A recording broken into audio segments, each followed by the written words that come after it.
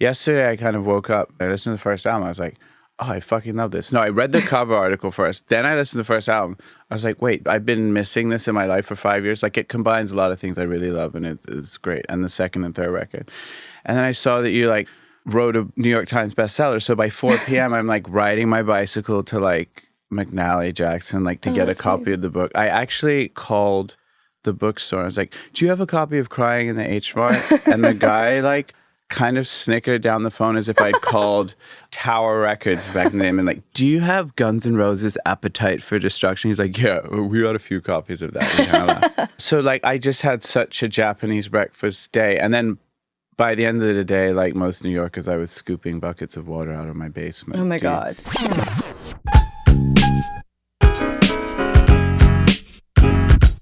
I'm Mark Ronson, and this is the FADER Uncovered podcast. In this interview series, I'll be speaking with some of the most influential and groundbreaking musicians in the world, from genre-defining stars to avant-garde trailblazers, about their lives and careers. Each episode will be rooted in these musicians' iconic FADER cover stories, an institution that over the past 2 decades has told artists stories like no other. The podcast is a chance for us to talk about the past, present, and future, reflecting on their breakthroughs, diving into their lives when their covers hit shelves, and discussing what the future might hold now. And it's an opportunity for me to speak to some of the artists I most admire. This is the FADER Uncovered with Mark Ronson.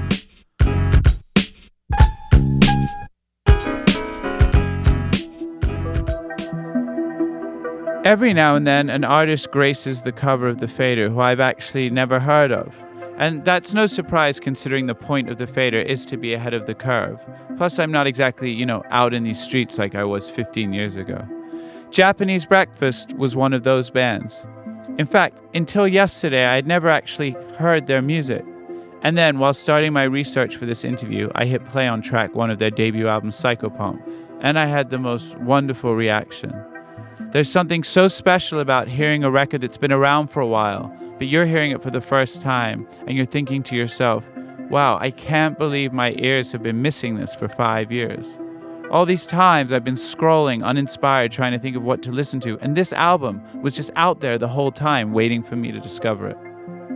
I was completely taken with the lo-fi shoegaziness of it, with these great synth sounds, everything slightly distorted, bleeding into each other, and atop it all, Michelle Zauner's wonderful vocals cutting through the whole thing. Basically the most sugary sweet you can get while keeping with the whole indie coolness of it. So yes, I was an instant fan of Japanese Breakfast. And as I listened through that and her wonderful follow-up albums, Soft Sounds from Another Planet and her most recent, Jubilee, it was very easy to see why the indie world has been falling all over itself the past 5 years to anoint Michelle Zauner, who is to Japanese Breakfast what Trent Reznor is to Nine Inch Nails. To anoint her this special force in dream pop, shoegaze, lo-fi, whatever you want to call it. Okay, so then after I listened to the albums and I did a little more research, I was also slightly embarrassed to learn that she had just released a New York Times best-selling memoir called Crying in the H Mart, based on an extremely popular New Yorker short story she wrote about losing her mother to cancer back in 2016. So I quickly jumped on my bike, rode across town to the bookshop, and I picked up a copy. The book instantly draws you in. It's earnest, heart-rending, engaging, so funny. Zauner and her mother's Korean heritage figure very strongly from the jump, and you can smell and taste the sensations as Zauner describes walking through the H Mart, the Korean supermarket, devastated, mourning her mother's loss. Plus, it is probably the most pork references that a Jew like myself has ever sat through. I would have finished the book the same night, except Hurricane Ida came through, and like many New Yorkers, by 9 p.m. I was desperately scooping bucket after bucket of water out of my basement. And when you think what happened to many, we were the lucky ones. Back to Zauner, though. On top of the music and literature, she also scored the immersive video game Sable, which she's been working on and off again for the past 4 years, creating ambient dreamscapes for all these multiple worlds. She directs many of her standout videos, the last of which starred Michael Imperioli, aka Christopher, from The Sopranos. So expect a Sopranos pit stop later on in this interview. And she's about to embark on a world tour, which includes 4 consecutive nights at Brooklyn Steel. Kind of amazing for a band who thought the pinnacle was opening for Mitski at Music Hall of Williamsburg. So I started out the day knowing nothing about Japanese breakfast and ended the day a full fan. But that's the joy of discovery, especially when you're talking about a singularly driven creative polymath like Michelle Zauner, aka Japanese breakfast. Was it a big deal to you being on the cover of the Fader? Did you know what the Fader... Oh, you talk in your book that you had a friend who was an editor at the Fader. So you obviously knew what the Fader was. Yeah. Did you... It was a huge deal to me, and I Okay. felt like really lucky to be on it. I Yeah. was kind of like, why Yeah. me? And I was kind of like, oh, did Duncan get like an insider? Like, Was your friend still at the he Fader? was, yeah. Right. I don't know how much like pull he had for that, but it was really cool because he always looked out for me. But then Yeah. he got like fired right afterwards. After your cover? Did I have a part in that? Was that one of your first magazine covers as Yeah. well? How long have you lived in New York for? We moved here in January 2020, and I Okay. was like, here begins my New York life. Right. And yeah, I just spent the last year and a half inside. Because you were in Philly before that? I was in Philly before that. I lived in Greenpoint for a year in 2016. And then once my music career started up, I was like, I don't think I can afford to live here anymore. Yeah. So we moved back to Philly for the next few years while my music career was kind of building. And then in 2020, I was able to afford to live here Yeah. again. So I came back. Because I did want to ask you back to your friend at the Fader. I guess it was after Little Big League sort of had stalled. You were like, okay, maybe music isn't going to make it for me. You're actually coming in to talk to him because you thought maybe you'd get a job working at the Fader, right? Yeah. You know, I was like a creative writing major in college and thought that I could make it as a journalist. It was a major struggle for me. I'd been playing in bands since I was 16.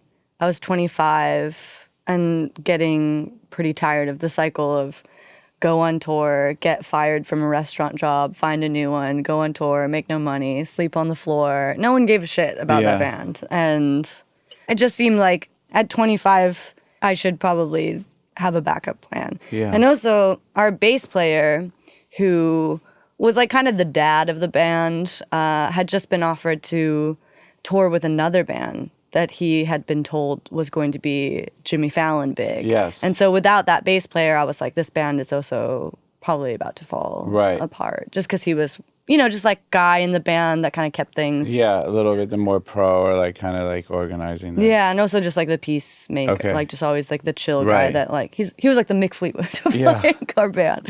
And then you had a song, obviously, Jimmy Fallon Big, you wrote as a tribute. Your band ended up being a huge thing. And is he still in this band? Did he come back and join your band again? So he was in that band for like 3 or 4 years, I Right. think. And they never played Jimmy Fallon. They played Seth Meyers. Okay.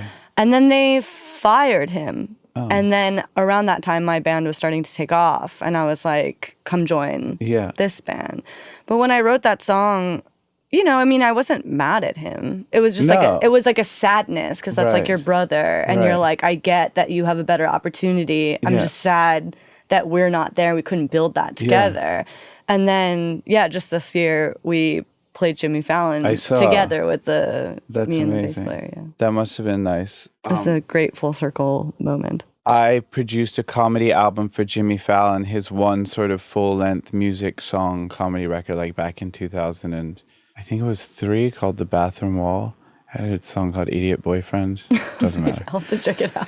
But we became friends then because like he's lovely, he's very funny and charming, and we got to be close while I was producing his record. And it was sort of this pop punk thing, like these songs called Road Rage and Snowball Hit You in Your Fucking Face. And then he went to go out on tour, and I was like, oh, I'll get you the best band, because I knew guys who were in these New York punk bands like Civ and Gorilla Biscuits and stuff. He was like, no, it has to be bad band because it's me. Like, it'll look so cheesy if I'm like fronting these super pro musicians. And I was like, well, then can I play? Because he was going on tour with the Strokes and the Mooney Suzuki, like these great bands when we were opening them. So we went on, and there would be like half of the Strokes fans, or we'd play this K-Rock Christmas thing, would be sandwiched between Queens of the Stone Age and Coldplay, and people would just be pelting us with pennies because he's the pretty boy from fucking SNL playing punk songs.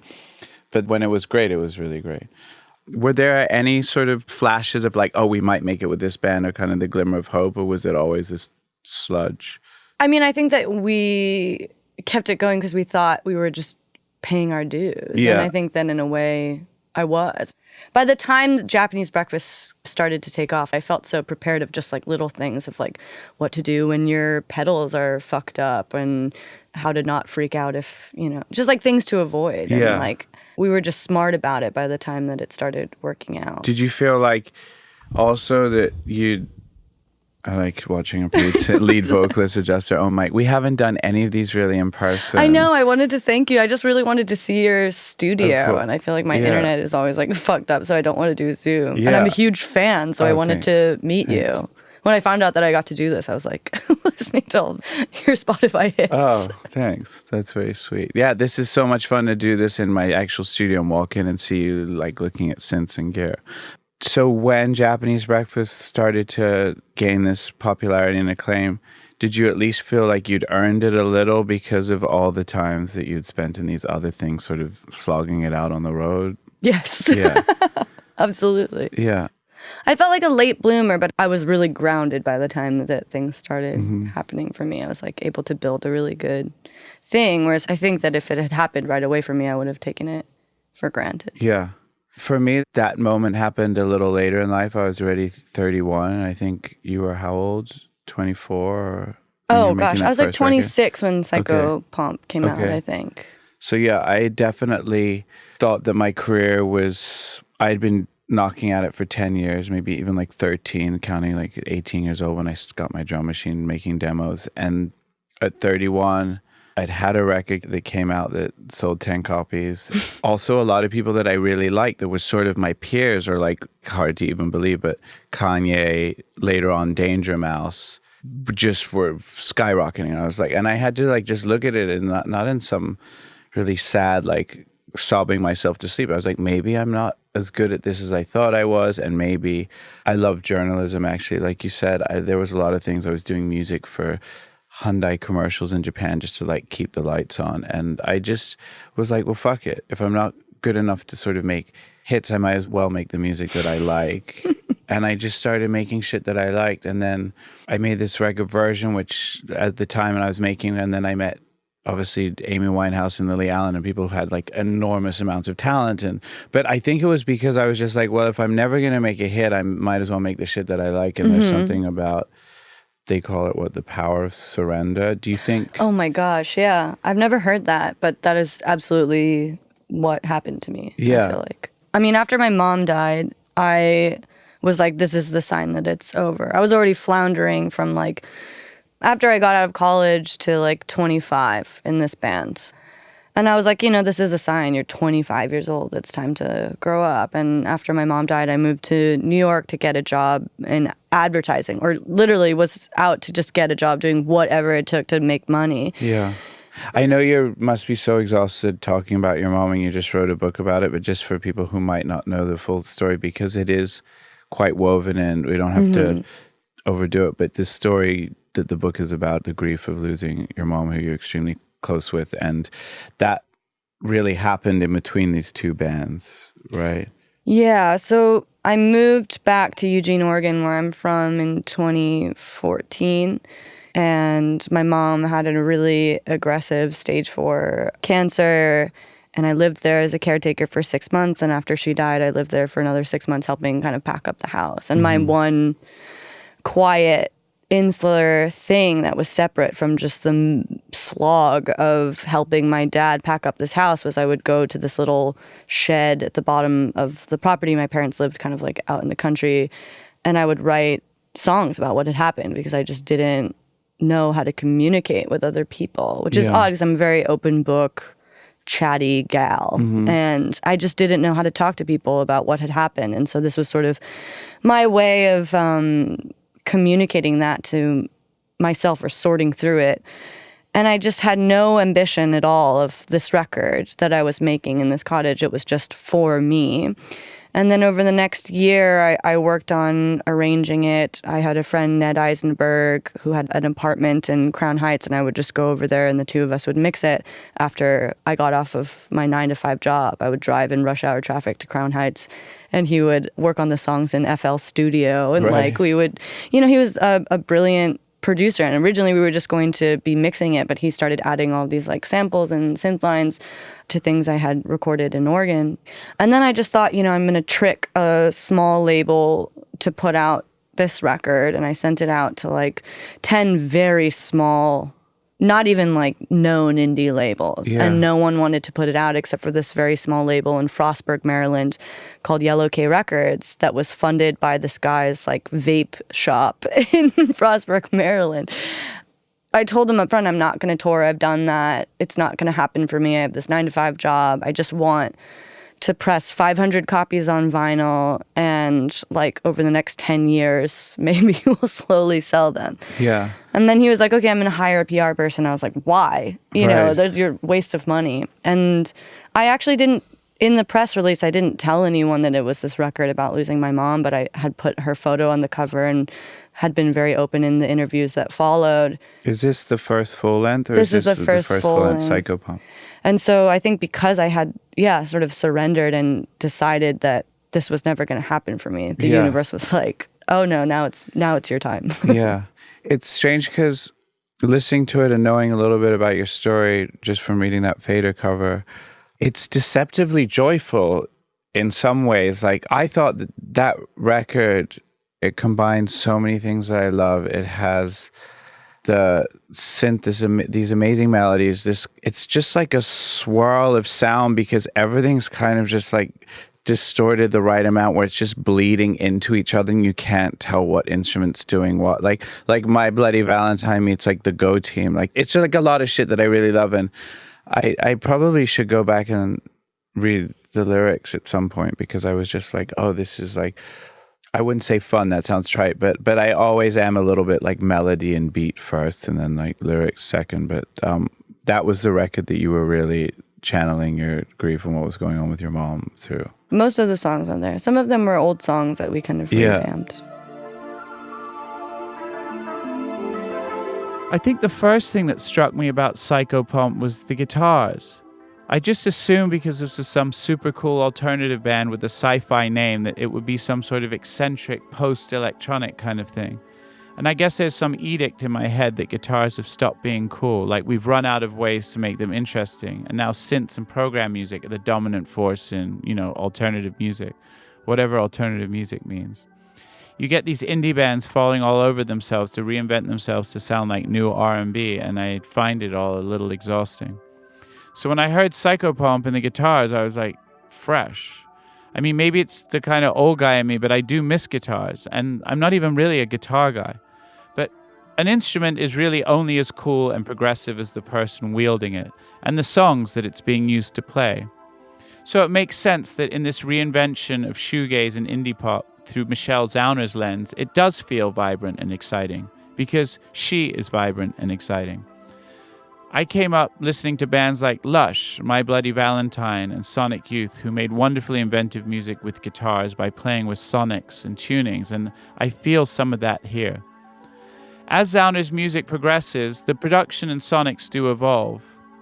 But inversely, it's some of the more conventional alt-rock elements that make her music really stand out to me. We'll be right back in a moment. So was it quite a guitar-y record until you got with Ned and started adding the samples? And it's not like I was some like fucking indie rock or a punk kid, but I do sometimes lament the lack of guitars in any kind of cool music. It's like almost impossible to make something cool now and of its time and have guitars in it. You either have to be doing something really interesting and new with the thing, or you just have to be so fucking cool yourself and interesting that just by nature of you being of the time. I did love that about, like, even though your music has all these other things, like what were your first loves? Like, it seems like guitars, and that's quite an important thing that you've stuck to through your, is that like an Oregon thing? Is that just like what you love? Yeah, because I grew up in Eugene. I grew up with like Pacific Northwest indie rock. Right. So like, what is that? Very vulnerable, like kind of confessional lyrics with dynamic, softy guitars. Yeah, and who were some of the like Elliott Smith and Death Cab for Cutie. We were really into Modest Mouse, Built to Spill, bands like Granddaddy and Also all the K Records bands like Mount Erie and Microphones. And We're going back to like the 90s and early 2000s. Were there any bands sort of contemporarily sort of doing it at the time you did it, or is everybody listening to this older generation of music? Well, I feel like Modest Mouse and Death Cab were like coming out with their like records in my teens, and so that was what I was really into. So when you put out the first record, was there a moment that the show started to get bigger, people are hitting you up, however it is, social media? Was there a moment that you were like, oh, something's clicking in? Yeah, I mean, I think there was you know how it is, it's like there's a series of moments that happens. Like, I have exceeded all of like my grandest ambitions at this point in time. Yeah. But we literally started touring in a Honda Odyssey minivan. Our first North American tour was 5 weeks opening for Mitski in a minivan with a little turtle top where we put all of the merch. And even then I was like, something is happening, because it was the first proper North American tour that we were on. We were getting paid $250 a night, and I was like, this is great. We're doing it. And then from there it was just like slowly getting bigger. And I remember being on that tour and being like, if I ever get to where Mitski's at now as a headliner, selling out Music Hall of Williamsburg with our name on the marquee, like, I've made it. I can just retire. And then you get there, and we did that maybe like a year and a half later, and as soon as you get there you're like, what's next? Yeah, like, of course. So in the FADER, you're just sold out 2 nights at, what's the one in San Francisco? The Great American Music Hall or something? I think that's where you're playing at the time. Yeah. Yeah. And you say an interesting quote actually in there. I mean, you say a lot of interesting shit, but you're talking about how you sort of have no chill and you're sort of laughing about it and slightly apologizing for your energy. But you say something that I think a lot of people know, but maybe don't know how to either say it in the right way or like to pretend that they're modest or humble. You say, I'm aware I have this magnetism and this energy that when I'm in a room, yes, like I'm aware of it, and sometimes it's great and sometimes I like it and sometimes I'm like a little bit embarrassed of it. But I like that because I think most people are aware. Like, I think that I'm sure Lady Gaga's aware she's sitting in a room like she cannot be normal. Like, and it's not just because she's famous. I think people who do something really magical on stage, it's not like that's the only part of them. There's something somewhere else in your body. Yeah, I mean, I don't even think that you have to be famous to have that. I think I just have always been a clown, you know? Like, I mean, I think my mom was like that too, where she had this kind of energy where she was just chatty and social and unembarrassed and confident with who she was, and just had a way of connecting with people in a room. And not everyone, I don't know, I've always So you don't just think it's an extra, so now are you feeling embarrassed or overly modest? Because like you don't think that you have an extra. I do think that the people that I've worked with, not to keep bringing her up, but the Amy's and those people, they don't necessarily court that attention. Like you said, you don't have to be famous. There's some kind of like unquantifiable energy around. I mean, I certainly hope so, but I also feel like part of that is just, you know, I've never shied away from being the center of attention. It's always like come fairly natural to me to be like a clown. Like, you know, even in after school activities, we were always just like leading some kind of like tirade. I remember doing an interview with Pitchfork, and she was talking about reading my book, and she was like, when you're talking about starting out in music, you never talk about being nervous. And I don't really remember ever feeling that way. In a weird way, like I feel more nervous about where I'm at now and proving that I deserve to be here than when I first started out, because it was just like, who cares? This is me, and like this is my creation, and I think it's amazing and I want to share it, and that's the path.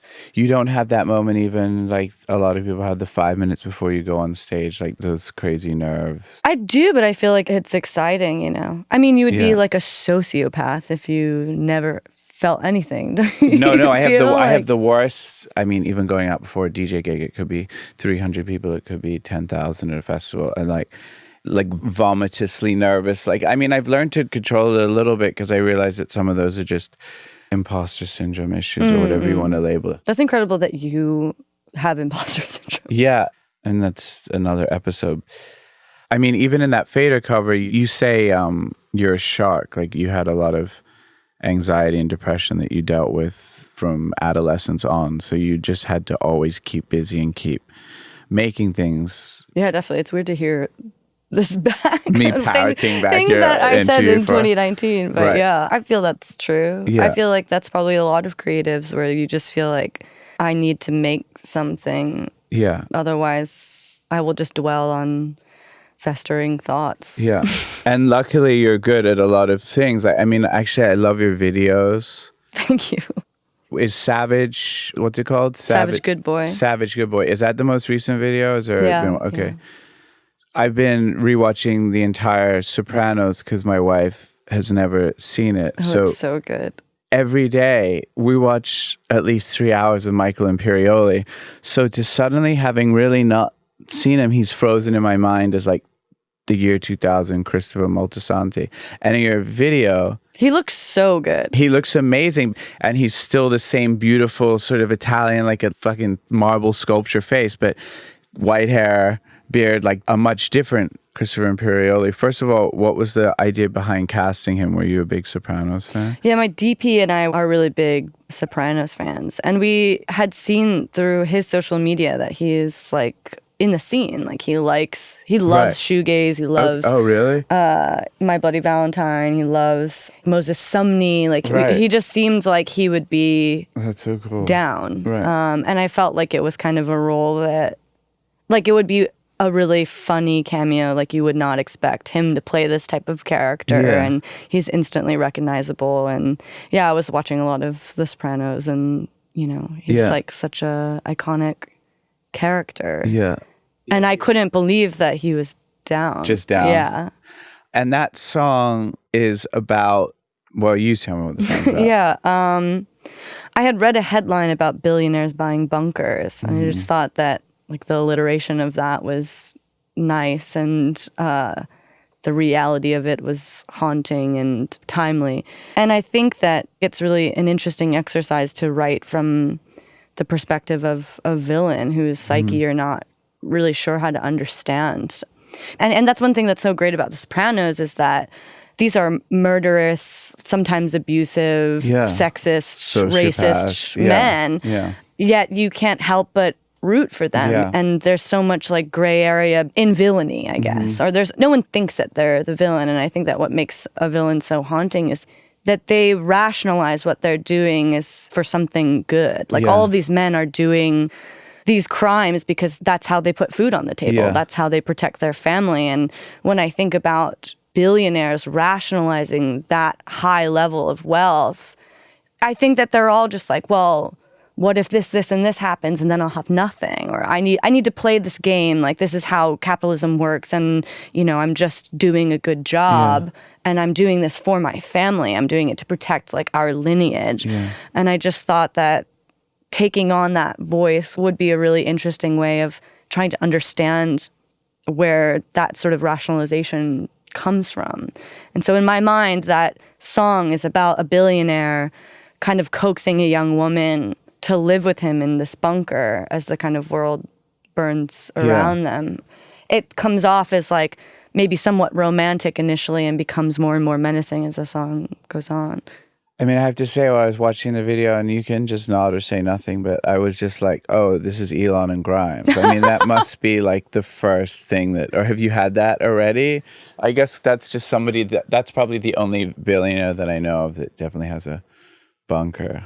Or that's I just feel like an every educated billionaire guess. probably has a bunker. Yeah. I mean, I wasn't thinking of Elon and Grimes, and Right. you know, I'm such a fan. I'm like afraid. I figured to you were, Yeah, yeah. I mean, I love her. I think that Yeah. she has inspired so many women to take on production and engineering, and like I think that she's an incredible Yeah. artist, and we excuse so many men for whatever. I'm like afraid to have this take, but No, don't worry. yeah, I think it's unfair. Like, I don't know. Like, Yeah. it's just unfair to judge her and who she's involved with. Yeah. Well, not even a judging, but I was just like, wow, is that what their bunker looks like? I also was listening to the lyrics, and it was almost just like too much the irony of, there's a line in the thing where you're talking about the floods, the streets are flooding, Yeah, right? yeah. What is the When the lyric? city's underwater, I'll wine and dine you in the hollows. Yeah. And I'm still wringing out the towels that I'd like thrown everywhere because of New York basically being underwater last night. You've been published in The New Yorker. Was that a piece that became the book? Yeah, that was Okay. the first chapter of the book. How did that come about? Did you just submit it? I mean, that's quite a huge accomplishment, especially if you were a creative writing major before music. Yeah, it came about in a very strange way where my label, Dead Oceans, had a connection to Michael Ager at The New Yorker. And they were like, we think it'd be really cool if you pitched an interactive website to help promote the album Soft Sounds from Another Planet, my sophomore release. And I was like, I have no idea what that is, but like, I'm sure I could figure something out. And so we got on the phone with him, and he immediately was just like, I have no idea what an interactive website is, but if you have some writing, I will read it. Yeah. And in 2016, I had won Glamour magazine's essay of the year for this other piece and had some response to that. So I had been slowly working on what I thought would be a book. Right. And so I turned in the first chapter of the book as a standalone essay, and it was pretty incredible because I only had the experience of being really torn apart in the editing process. And so I thought like, oh, the New Yorker's really going to rip me a new one. And he just suggested that I change the ending. I deleted the last sentence and it went up as is. And it just was a huge, I mean, that's how I got my book deal and had a huge response I never anticipated. In your lyrics, in your music, there's a room for a lot of playfulness and irony, and I'm sure you've had to talk about this line 100 times, but of course when I was listening to Boyish for the first time, like as soon as that line comes, is I can't get you off my mind, I can't get you off in general. Like just great lyrics, but playful, ironic.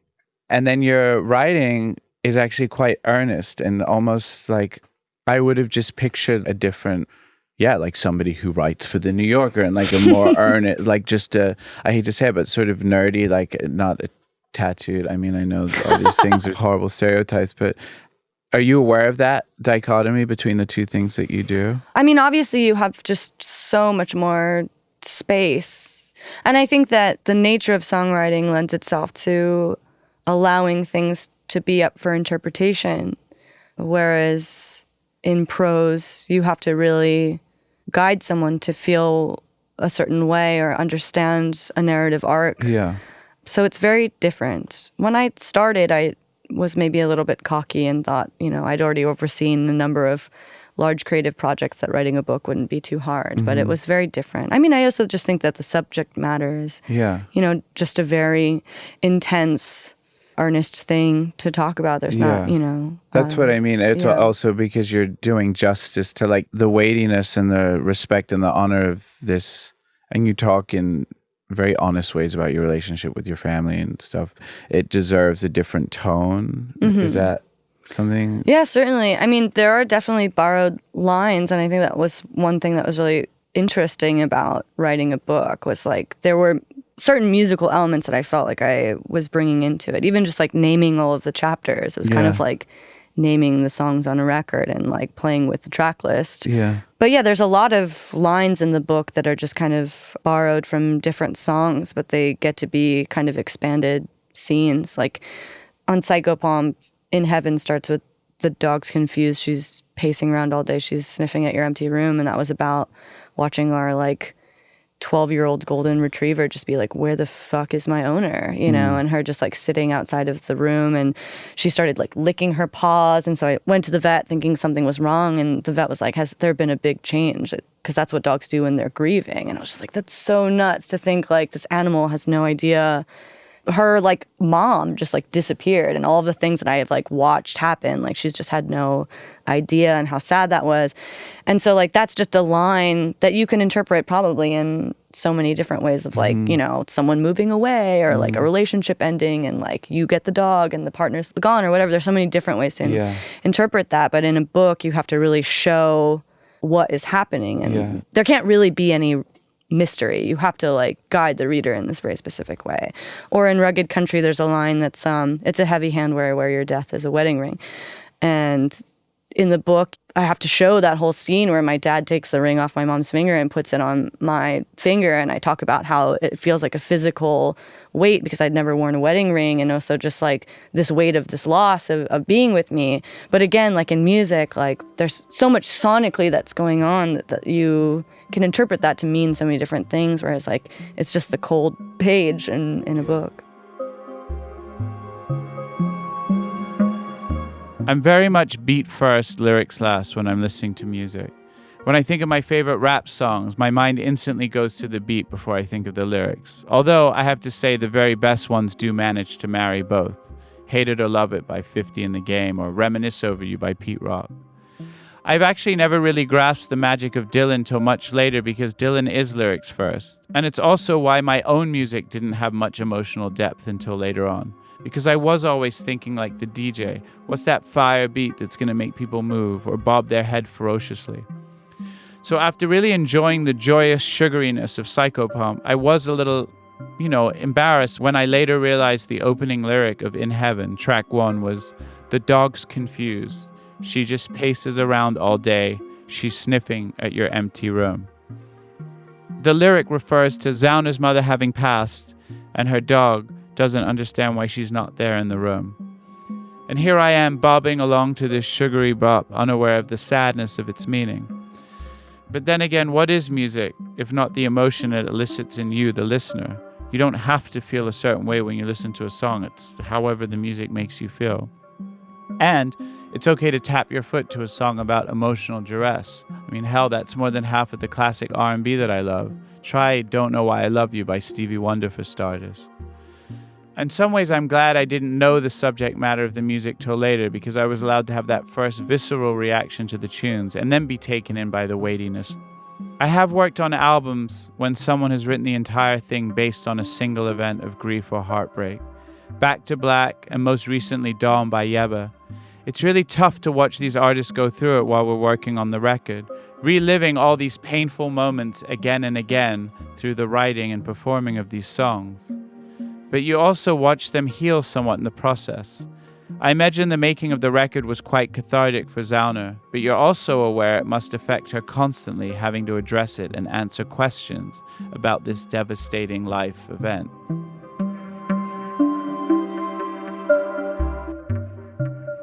I actually teared up, not to be corny, but you told this story about your mom. You'd gone back to Korea and you were just trying to get her to hold on because you wanted to bring her back to Eugene. And you actually decided to get married because of where she was. I never really thought much about getting married. It was never really an important thing for me, but I knew that if I ever got married and she wasn't there, it would always be very sad to think about what would she think of the dress? What would she think of the flowers? It would just be haunted by her. It would never be enjoyable. And I just felt like we had just lost everything. I mean, we had gone to Korea as a last vacation. We had found out that the cancer was terminal. She had only done 2 chemotherapy sessions, but her younger sister had done 24 chemo sessions before her. So she was like, I'm not doing that. And I want to live my life and I'm going to go to Korea. I want to say goodbye to my sister and my home country. And we'll just have this really nice time together. And then we went there and we just immediately landed in the hospital. She got horribly sick. She went into septic shock. They were about to put her on a ventilator. And when we came back into the room, she had kind of miraculously gotten some of her strength back. And I was like, okay, we have to get back to Eugene. And I called my boyfriend who I'd been with for, I think a year. We hadn't been dating that long. Right. And he's in the band as well. And he's in the band, yeah. And I said to him if this is something that you see us doing in the next 5 years and we don't just do this now, I don't think I'll ever be able to forgive you. Yeah. And he was just like, okay. I went back in the room and I was like, Mom, you have to get better because I'm going to get married. Yeah. And we're going back to Eugene. We're going to throw a wedding. And it was kind of a celebration of her life without having to say that. And we put a wedding together in 3 weeks and threw it in my backyard, my parents' backyard. And a week later, she went into coma and passed away. She really held out to be there. Yeah. And it was a really beautiful, happy thing. But it was just so much had we just had nothing to look forward to that I was just this, we'll look forward to this. The thing that really got me is there's a moment in the article where you tell the writer, you say, anytime she started to kind of weigh and be like, what color the chair's going to be? And then I just I lost it. So Jubilee is the next record that you made after this. And you were like, I'm going to make a joyous record. I'm going to channel all this grief because I've been writing about grief and do that. So how did you go about making that record? Yeah, so I had turned in the rough draft of Crying in H Mart. And I think even after Psychopomp, I was like, I've written an album about grief. I want to write about something else. And I had tried to write this like sci-fi concept record, but it was, 2 years after my mom had died and not much had changed mentally. So I still had so much to grapple with, and it ended up being about the sort of other stage of grief. So by the time it was like the third album and I had written 2 records and an entire book about that experience, I felt I had sort of said everything that I needed to say about grief and loss, and it was time to kind of tackle different subjects of the human experience. I wanted to like shirk this grief girl narrative I had come to be known as an artist. But I also thought it was funny, like in indie rock, we're like all supposed to be really like sad and broody, and to write an album about joy that's uplifting just seemed like a fun subject to tackle. It was just the total opposite end of the spectrum of human experience. After writing about these really heavy topics, I wanted to write something lighter and forge a new path. Did you make some of the record? Was it finished before lockdown, or were you making that record during the... It was all done before lockdown. We finished the record, I think, in December 2019. Okay. And I think took the album cover photo in February, and it was set to come out in the summer of 2020, and then we just pushed it a year. And it's kind of amazing that you stayed on... I mean, you seem like you have a true indie spirit and an ethos, but I'm sure there have been offers to come and go to bigger labels and this kind of thing, but you put this out on Dead Ocean as well, right? Yeah, I mean, I have a 3-year record contract with them, or a 3-album record contract with them. But I do really, I like being on an indie. And I mean, I've also just, I've never recorded in a professional studio. Right. I think that that's maybe the last album I'll do in like a friend's warehouse studio space. Like I'd say it's like the studio where we recorded Soft Sounds and Jubilee was Craig Hendrick's studio, who co-produced the last 2 records with me. And it's definitely like a tier higher than a bedroom studio, but it's not like... And it's still a friend, so you just can't help thinking of it as a friend, no matter what, even if you have Right, which was important to me because I think there's a certain level of like experimentation and playfulness and comfort of just being like able to have that shorthand with one another and not be afraid of feeling stupid. And especially like having imposter syndrome and still figuring it all out was like important for me to have that. And the two of us have like a really wonderful working relationship, but I definitely see the benefit of being in a proper studio, and I'm excited to try on that new thing that we've never even done before. Have you got to do any shows yet? Or did you have them on the we went cards? on tour a couple of weeks ago. Okay. We did a 2.5 week run, and next week we're going to do 5 weeks. Wow. Where was the first show? The first show was in Silver Spring, Maryland, like outside of DC at the Fillmore. It was like the first time I'd played a Fillmore. Which was crazy because like I remember seeing a DVD of the Yeah Yeah Yeahs play the Fillmore in San Francisco. And so like that layout of that room was like really exciting for me. That was actually the biggest show that we've ever, biggest headlining show that we've ever played. But yeah, I mean, it was strange because we were like coming into tour like during the honeymoon period of COVID where it was like, it's over, like there's we were vaxxed and there's nothing to worry about anymore. And like we get to go back to our livelihood.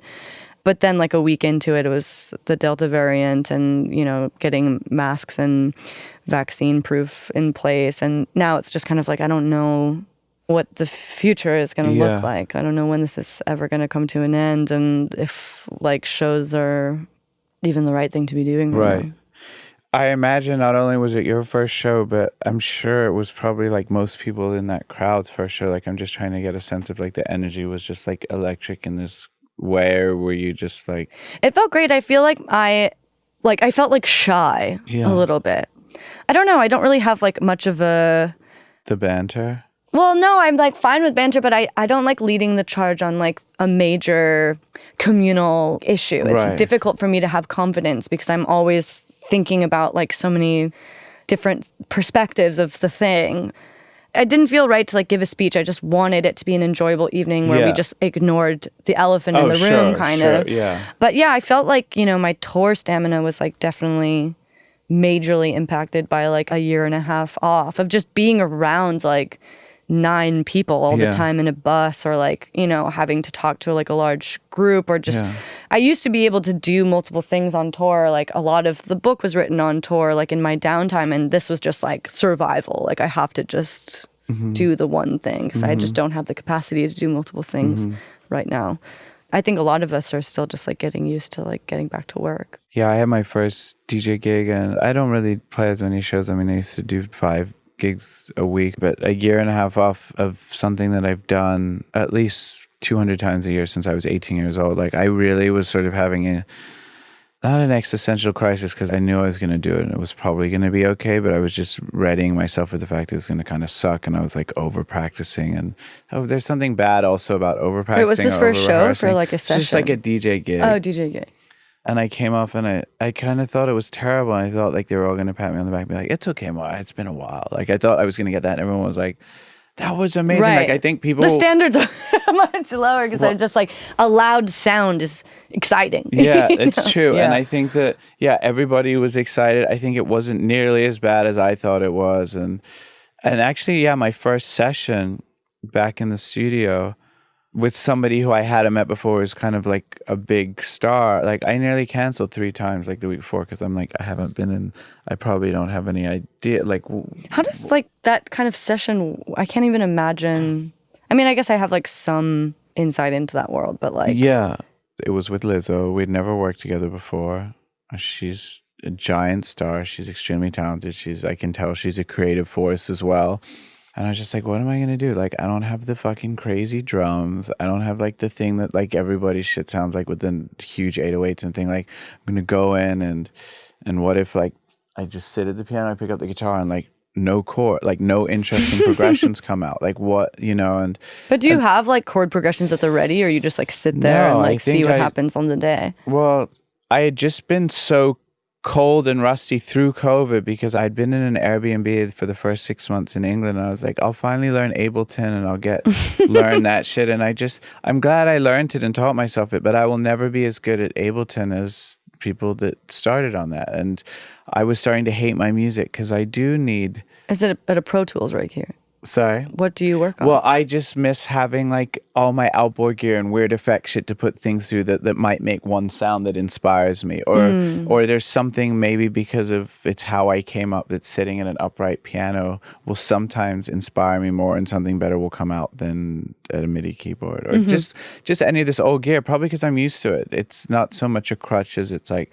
I think it's just part of my DNA. So I was already hating all the music that I was making. And then I was about to go into the session with this big, star. And then I was like, well, I'll go 4 hours early and I'll just try and fucking get out a couple little rough ideas. So at least when she comes in, there's like 4 things. Hopefully she'll like one of them. And then it worked. It was fine. And I actually surprised myself. And I was like, oh, I love doing this. This is still the thing that when it locks into place that I'm probably supposed to be doing. I started doing this podcast during lockdown and other shit because I was like, maybe I'm funneling out of music into the guy who makes music to the guy who talks about music. Like, that's fine. I'm sorry to turn your FADER podcast into my no, I mean, it's session. it's really interesting to me. There's a lot going on that has changed everyone in this industry's feelings about music, I think, because it's just very different. What we do requires being in a room with other people or a lot of people. I don't know. I think a lot of us are grappling with there's so much unknown of just like, what is our purpose right now? Yeah. I've always had this very like pure feeling about art and music that, it is the most important thing. And it was the first year where that really faltered. And I was like, I don't know if it's the most important thing. There's so much going on in the world that it doesn't really feel like my little song is very important. Yeah. And I think that we just do a very different kind of thing. We contribute in a very different way, but it's certainly reliant on being able to survive first and like coloring the world in this way that makes it enjoyable. But it was the first time that I think I really questioned what I was doing. And did you have an idea, were there thoughts in your mind of like what you should do instead, or were you kind of just like, like devote my entire life to like climate activism or volunteering to like take care of people without housing or something, you know what I mean? Like, or like get involved in politics. But I'm not, maybe just everyone feels like, oh, but I'm supposed to be doing this thing, but we're all supposed to be doing this other thing. This pandemic has had such an enormous impact on music. I'm starting to DJ out regularly for the first time in 18 months, and I have no idea what music to play. I mean, especially anything that came out in the last 18 months. For nearly 30 years, the only way I had to gauge if a song worked or if I really loved it was partly by playing it for a crowd. So I'm thinking to myself, have there even been any new songs in the past 18 months that are actually sort of bangers, or am I just going to play Truth Hurts and Going Bad by Meek Mill and pretend the last 18 months didn't happen? Also, maybe do people want to forget the last 18 months happened? Do people crave a different kind of mood while in lockdown, i.e., is blinding lights forever tethered to our feelings of isolation? But the truth is, there's no real way to know until you get out and play it. And that seems to be the same for many musicians I know going back out on the road. This fear of, do I still have it? Can I still connect? Will the crowd be removed? Will they know how to let loose? Do I need to address the audience and the elephant in the room, i.e. the trauma of the past 18 months? We all know the connection between band and audience, or DJ and dance floor, is one of the best feelings ever, from both sides of the equation. But when you haven't done it in such a long time, it's very easy to have all these anxious thoughts bounding about your head. That is, until you just get out there and do it.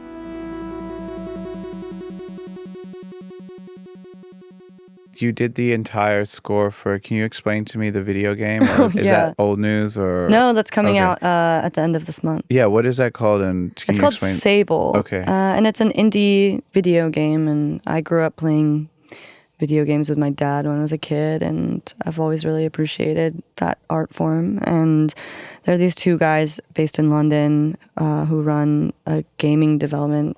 I don't know, it's really just the two of them making this open world desert exploration game called Sable. And the art is really beautiful. It looks kind of like Mobius meets like a Studio Jubilee kind of artwork. And I've been working on this soundtrack for like 4 years, and it's about to come out at the end of this month. And I spent a lot of my lockdown working on in Ableton, just like making ambient music. I mean, I used to be into video games when I was growing up, but I don't really know that much about it now. So now, are video games, do you literally mean it's like a game that you buy for a console, or is everything online and sort of played? It's going to come out on Xbox. Okay, so it's like a legit, right. It's like a legit indie game, Yeah. And I don't know, I've never done it before. It's a very new thing for me. Is it hours and hours of making music and you give it to them and they do what they want to do? Or are they giving you scenes almost like a film to score? It's been different over the years. Like, I was so excited to get started, and they invited me on very early. So it's been years you've It's been been 4 years, yeah. Holy shit.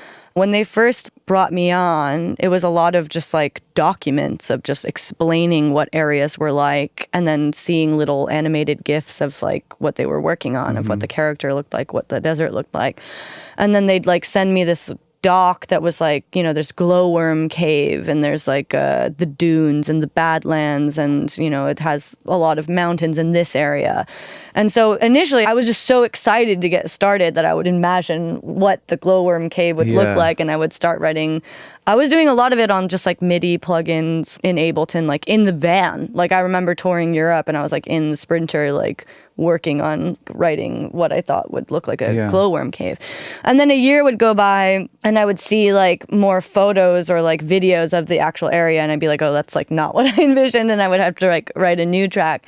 And then another year would go by and I would actually get like a playable build where I would go in and play the game and realize like, oh, what I thought this campfire moment was going to be like is totally different when you actually play it, or like this area is totally different. And so then I would write more material. But then because I had started so early, I had so much material that then whatever didn't work that I redid, I could find other areas to like place it in. Right. I mean, you seem like you have a good attitude about it, but it must be kind of annoying. Like, made me instantly think of the times when like I've worked on a song, the singer leaves the studio and you work on it all night, adding all these arrangement things that you love, and like you even come in the morning, they kind of just like, what'd you do to the song? Like, just that instant dejection that, I mean, honestly, it only takes like 3 minutes tops to get over. But did you have that a bit? Like when you're just like, fuck, I think because like what I do is like, I don't do what you do ever, you know? And I've never been, not to sound reductive, but like for me, I've always just like directed everything, you know?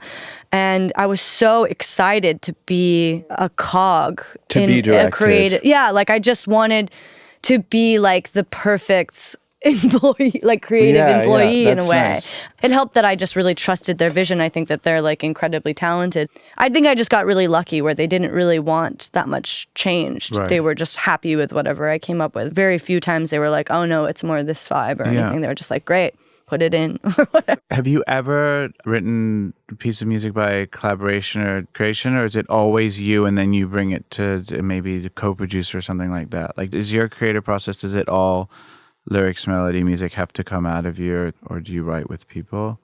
On this new record, it was the first time that I kind of wrote with someone from the beginning. Right. For B Suite, I worked with Jack Tatum from Wild Nothing, and it was the first time that I went into a room in LA with nothing and like came up with a synth line.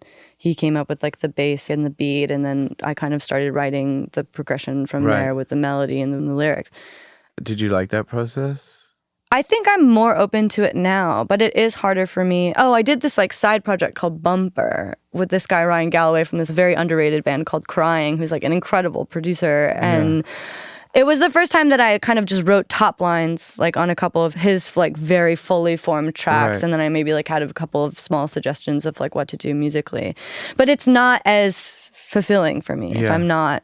Like, I actually was so miserable when I was trying on in LA for like a brief period of time writing with other people to send out. I don't even know. Not for yourself, but just to write. see if I could write with someone, and I hated it. Yeah. Because I also think that maybe just my role was always just like, oh, you're the top line writer. Yeah. And it's not as exciting for me to... Your main instruments, guitar and keys when you write? Maybe it would be even interesting to switch it the other way. Like if it wasn't for you and you weren't as precious about it, because I always feel like great artists make amazing stuff when they're writing in their head for someone else. I think Sia's talks quite publicly that her whole last album was songs that other people didn't take. But Totally. I know... I mean, that's what B Suite was. I thought I was going to be giving it to someone else. Right. And then when we were finished with it, I was like, I love the song. And it was like this back pocket single I had for like 2 years, 3 years. Maybe that would be interesting as well for you to actually make the beat and the music and send it off to somebody else that you like to do the top line thing. You like completely. Yeah. I mean, I don't know if I feel like as competent or confident as a producer in that sense to do that. But I am like really interested for the next record in two very different things. One where I just completely produce it myself, and one where I work with just like fucking like 8 writers and producers on like things. That's one thing that I never understood, was just like seeing the credits on like a huge pop song where there are like 8 writers and you're like, how is that possible? Yeah. Sometimes it's because they've used an interpolation or a sample from a song that already had 4 writers or something. But when I look at that too, those songs are like crazy when you look at some of the ones and you're like 16 writers, like, and then someone tries to make a meme like Bohemian Rhapsody, 1 writer, like if to compare the 2 songs, or like that is some kind of statement on their merit. And it's just like, I think especially like as a woman in music, it was always really important to me to be like, I am the force behind this. But I think that it's just a very different time where it's like you see all of these like fantastic, huge pop songs now that have like a bunch of writers and producers on it. And it's like, well, like the more brains, the better. I mean, like, I'm torn in this path now where it's just like, I think that there are certain things that you can do when you are like the sole producer or writer on something, and you have this vision that's so like singular and only you can figure it out, like when you're in a room by yourself and you have endless hours to like tinker and not be judged by someone who's like waiting to move on. But then there's also something really spectacular that can happen from like a bunch of greats in a room like coming with different ideas, and all, even just the idea of a writing group where like the more perspectives telling you if something is great, the better it's going to be in a way. And I think it's also like all our music is so beat focused, whereas doing some drum programming on a Michael Jackson song in the 80s or 90s certainly wouldn't have got you credit. Now we listen to music because maybe it's got this crazy snare drum or like a beep sound in the background that's like the ear candy that brings us in. So like a DJ Snake or somebody, Diplo, who has these like drums of doom and brings them in, like they get publishing because they're an equally valid reason of why people like the song or something. Totally. It's hard for me because I do come from a little bit of an old school mentality, like that, just like, well, that's arrangement. Like I basically cut myself out of publishing sometimes because like even when we were writing maybe a song like Rehab, I was like, well, change it to an A minor because it should be more jangly there or something.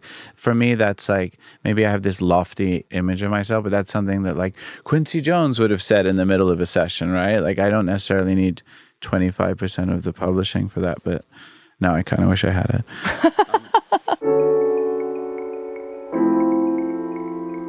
It's sort of crazy when you look at the credits to a song like Sicko Mode and you see over 20 writers. But that is the postmodern songcraft world that we live in. You throw in a reference to an old Tribe Called Quest lyric, maybe an old Biggie sample, then you also have to clear the song that Biggie sampled in his song that you sampled. And Sicko Mode is amazing. It's a mini epic, so there's a couple of producers that worked on the beat. Is Travis Scott cheating? Of course not. I mean, the song is undeniably a classic, and it's the better for having all these elements. But I also see why it's easy for an old school rockist snob to take shots and say, Bohemian Rhapsody was just written by one person, or Eleanor Rigby by two. Although we do all know that that's a Paul song. Even when we sat down to write Uptown Funk, Bruno was like, hey, we've been doing this crazy jam live in our shows and we throw some lyrics to Trinidad James over the top of it for fun. And that was sort of the jump-off point for Uptown, and we were very happy to give Trinidad his publishing for helping inspire our tune. Plus, I'm a DJ. Like, all I have is songs going around my head all the time. So if I'm working on a song and I think of a cool hook to sample from an old rap tune or an old lyric to throw in, I can't help myself. And I'm also happy to credit those original creators. Yes, of course it hurts sometimes to see your sliver of the song pie get smaller and smaller, but it is all in the name of a better song. I was surprised that such a dominant singular force, who can write, produce, and do everything by herself, like Michelle Zauner, shared this magnanimous view on the modern creative process. But then again, I guess it's not surprising, because she herself is thoroughly future-leaning.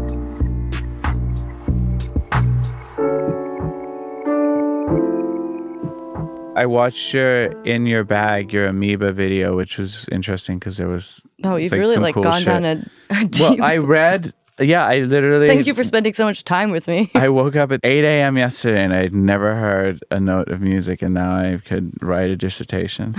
But I enjoyed it because there's a couple of things that I definitely wanted to talk about, Nine Inch Nails. But when I said the thing about collaboration and you said that you love the Gorillaz, I was like, if the Gorillaz ever make another album, I can't imagine Damon not wanting to have you on. Oh my God, that would be like a career. Have you ever had any interaction with him? No, but I am friends online with their live bass player. Okay. But he's very sweet, and he's a big Japanese Breakfast fan. Like, to the point where he was like, can you write down "Be Sweet to Me, Baby" on a piece of paper so I can get it tattooed in your handwriting? And I was like, wow. Oh. Did you do it? I haven't sent it, but I've done it. Because I'm like, it's a lot of I have really bad handwriting, right. But yeah, I love that band. I hope I get a call someday. Yeah. And the other thing is Pretty Hate Machine, which is one of my favorite records of all time. Did you listen to the new Halsey record? No, but I know that I will, and I know that I'll probably like it because he's never really put out anything that I don't enjoy. Have you listened to the Halsey record? Yeah. It feels very Pretty Hate Machine perfect. to me. I mean, it's really exciting when you hear like a producer's voice in that way. Yeah.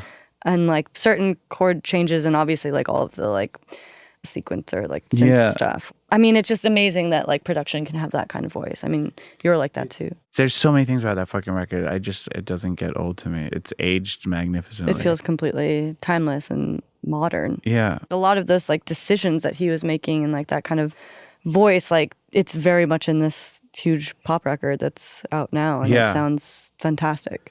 And you said something as well that you were fascinated about, the idea of locking yourself away to make a record. Is that not how you make records anyway? I picture you locking yourself away, I guess. I haven't done that kind of like sort of dangerous, mentally dangerous, like experimenting. That idea, like pull all the shades down and you could I mean, maybe like when go I was crazy. younger, I had like, not anything like as fully formed, and I've definitely like grown a lot as a composer and a producer since then. But I was just talking to my husband about how like I would love to do that again, if only to just like get the raw source. How you made the first record, sort of going down to the shed. Yeah. I mean, but I think like having a concentrated period of time where you like don't leave until you have a record, where you like that was like more casual. Just like, well, like I'm going to be going down there to like write some stuff. Like we'll see what happens. But like to go into a space for like 10 days and be like, I'm gonna leave with an album. Yeah. Is really exciting to me. Yeah. And Yentl? And Yentl. Yentl, do you want to talk about Barbra Streisand? Yeah, my mom loved Barbra Streisand, loved the movie Yentl. And I think it's like a really underrated musical. Yeah. It's just about a young Jewish woman who wants to study the Talmud on a quest for knowledge. Yeah. And so she cross-dresses as a man. Now hearing you say it like that, it's like Tootsie meets Fiddler on the Roof or something. It's I like have not seen Tootsie, and I've been meaning... It's like on my list of movies. Tootsie's pretty good. They made a pretty cheesy, like a little broad musical that, I mean, I'll go see any cheesy musical because I just like Are you a to musical see it. fan? Have you thought about participating in a musical? I'm kind of actually working on one right now. Wow. For the stage, but I don't want to jinx it, so I'm not going to say. But yes, I was never growing up. I was never a musical theater person. But now I just, maybe it's just having moved back to New York after being away for so long. Like, I'll just see anything. Me like, too. I bought love tickets to Broadway in October, like the second that it went up, to see David Byrne. Oh, American American Utopia. Yeah. That's amazing. I watched it on the plane, like and I Yeah. just fell so hard in love that when I saw that the tickets went back up, I was like, I must go. I also thought, oh, I wonder if she's ever played shows in Korea. And then I saw something where you say you ended your last tour. Was that the first show that you'd ever played in Korea? Yeah, we've played 2 shows in Korea. Okay. Well, that must have been kind of insane and emotional and crazy. Yeah, that's how the book ends. Yeah, the book ends with a show in Seoul, and it was like wild to just, that's another thing that I just never anticipated. I never had like even the imagination to foresee me playing there. Yeah. In the book, I talk about like I was telling my aunt who's there, like, things are going really well. We played Coachella. Like, she was like, sure, Yeah. And then when I told her, we're playing a show in Seoul, I'd love for you to come. She had like my cousin call me, and she was just like, my mom's really excited to see you, but we're just like curious, who pays you? Is there like an office or like something like that?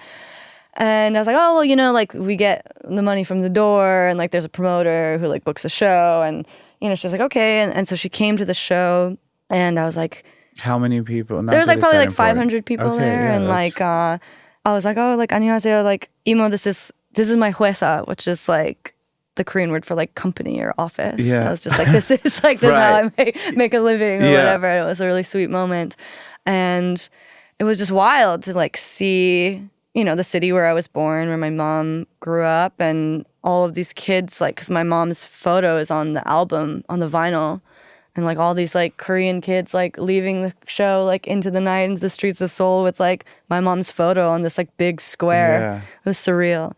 But yeah, I don't know if you've heard of Shin Jung-hyung. He's like this.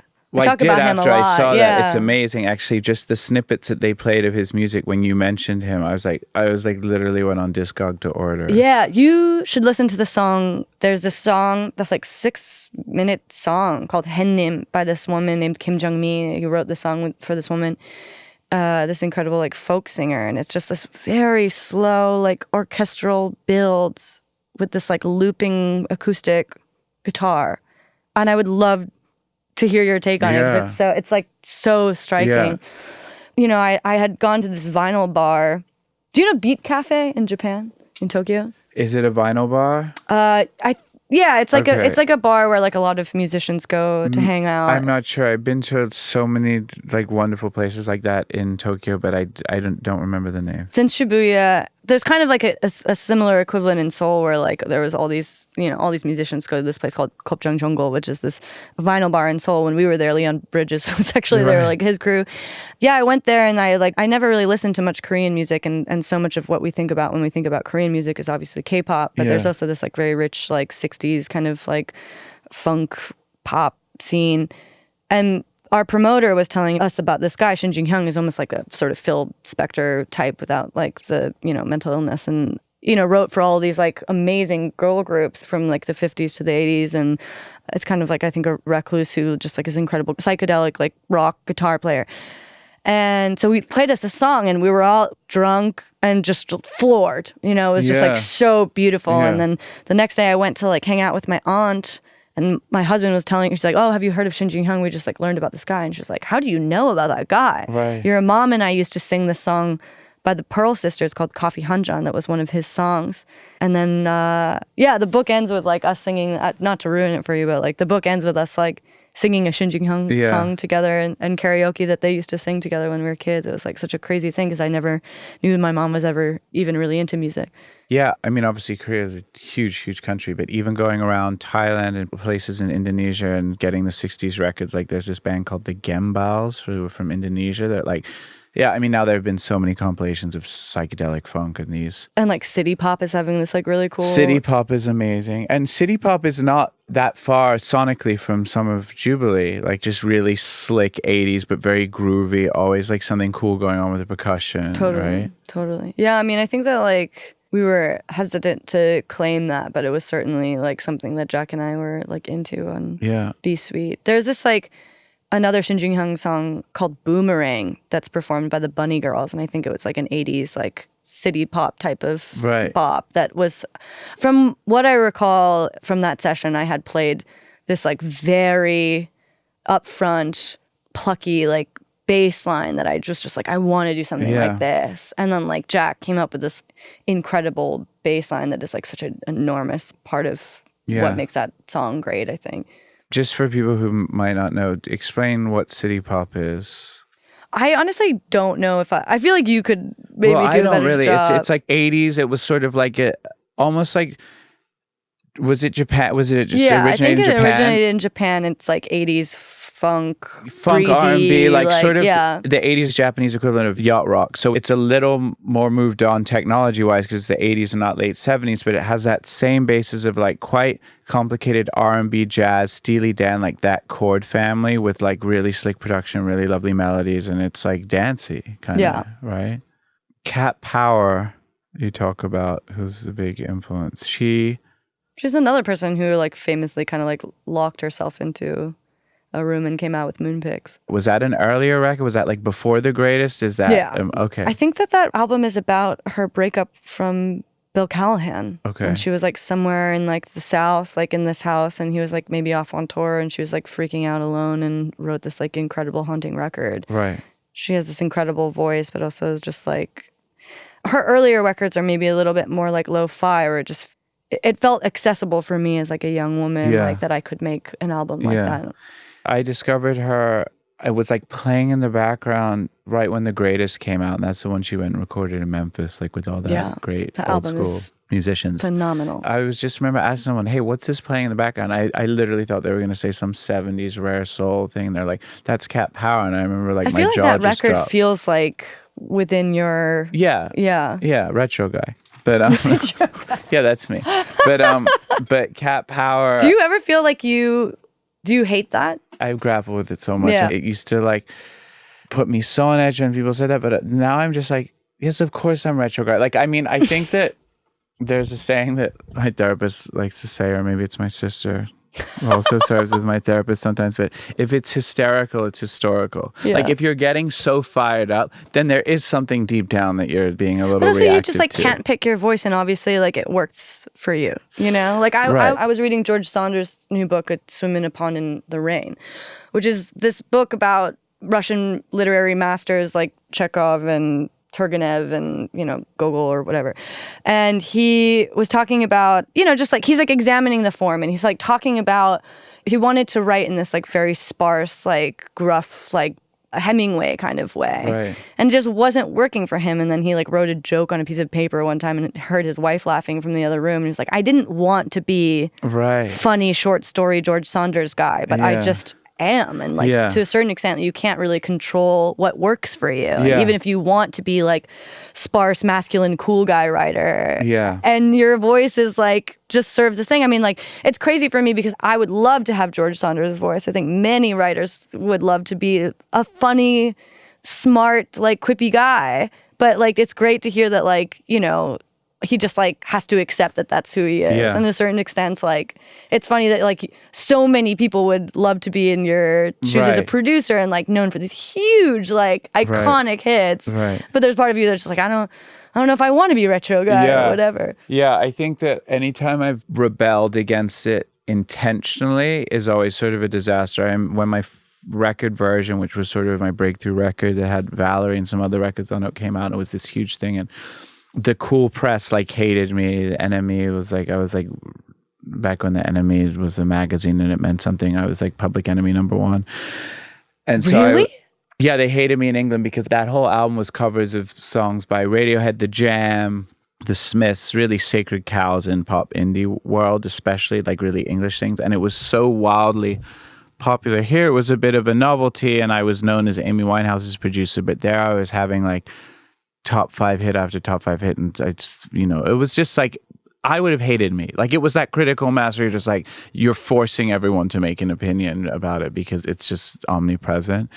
And then for my second record, I was like, I'm not going to do any horns. I'm just going to do synths. And there's songs on that record that I'm really proud of. What I'm not proud of is that I agreed to be on the cover of The Enemy smashing a trumpet. Like, I was trying to disown something so violently that was something that was that at one point I loved. Cover, yeah. And it was because they liked the record and they're like, can we do it? It'll be fucking hilarious, you know, whatever.